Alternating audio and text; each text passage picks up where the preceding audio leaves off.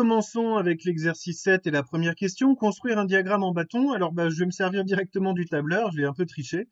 J'ai rentré donc les données qui sont les suivantes dans mon tableur et je vais lui demander de me sortir une représentation graphique. Pour ça, je sélectionne bien les deux lignes de mon tableau, évidemment, et je vais sur ce petit bouton qui est là, insérer un diagramme. Vous avez plusieurs types de diagrammes, on va en faire deux. Attention, il ne faut pas se tromper sur les plages de données. Alors, je vais mettre un diagramme en colonne, en fait, en bâton, vous allez voir. La plage de données, les séries sont données en ligne, et pas en colonne. Et la première colonne est une étiquette, puisque c'est là qu'on voit apparaître et le salaire et l'effectif. Donc, en fait, voilà ce qui est attendu. Sur l'axe horizontal, donc l'axe des abscisses, vous avez le salaire, et sur l'axe des ordonnées, vous avez l'effectif. Donc, vous avez les 4 barres qui sont là, les 4 bâtons qui sont là, avec 20 personnes avec un salaire de 1150 euros, 5 personnes 1500, etc., etc. Je fais tout de suite la question E. Je reviens sur le type de diagramme et je vais passer à un diagramme par secteur. Donc voilà. Et vous avez ici le diagramme circulaire qui représente le résultat, toujours avec les mêmes légendes. 1150, c'est la partie qui est en bleu et on se rend compte que c'est la moitié de l'effectif. Donc c'est la moitié du disque qui est colorié. 2000 euros, c'est un quart de l'effectif, donc c'est un quart de disque qui est colorié. Et voici le résultat qui est attendu. Je pense pas que ce soit d'une grande complexité pour vous, mais voilà, ça peut permettre justement de se servir un peu du tableur dans des situations un peu différentes. Je rappelle qu'en mathématiques, on s'en servira surtout pour faire du calcul littéral et pour rentrer des formules. On verra ça plus tard. Apparemment, l'outil informatique et les vidéos YouTube, c'est peut-être une solution pour s'en servir correctement. Petite pause, puisque je vais passer maintenant à la feuille de calcul habituelle. Maintenant, donc, petit b, le salaire moyen. Comme d'habitude, je rappelle que la moyenne, c'est la somme des données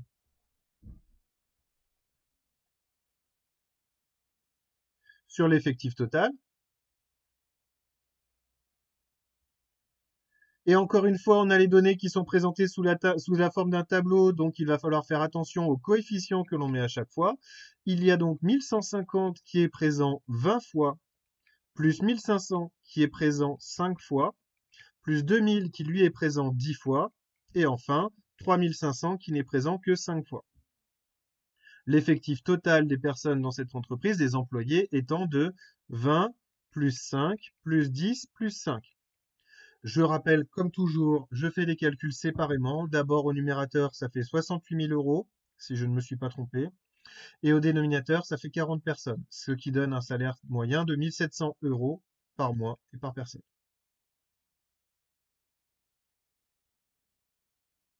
Le résultat qui revient le plus souvent, et une question qui revient très souvent au moment du brevet, c'est l'interprétation.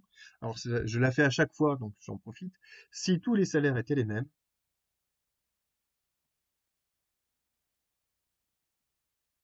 si tous les salaires étaient égaux, les employés gagneraient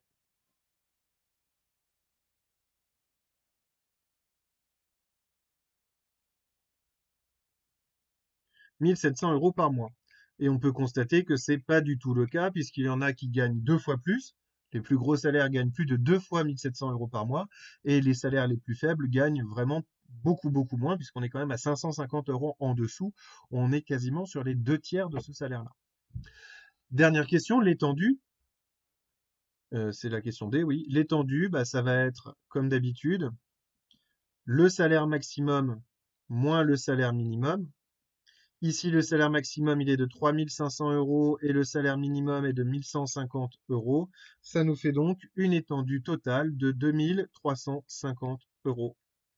L'écart salarial entre le meilleur salaire ou le salaire le plus élevé et le salaire le plus bas dans cette entreprise est de 2 350 euros. Pardon, c'est un peu bafouillé.